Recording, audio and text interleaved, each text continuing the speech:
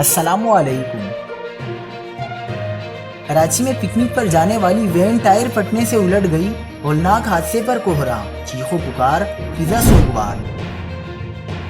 تازہ ترین ویڈیوز کے لیے چینل کو سبسکرائب کر کے بیل آئیکن اور آل نوٹیفیکیشن پر کلک کریں۔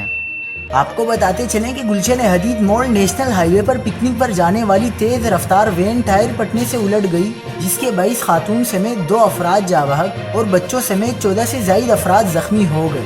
حادثے میں جاں بحق اور زخمی افراد کا تعلق ایک ہی خاندان سے ہے اور متاثرہ افراد کورنگی سے ٹھٹھا کرلی جھیل پکنک پر جا رہے تھے۔ زخمیوں کو فوری طور پر جناح اسپتال منتقل کیا گیا۔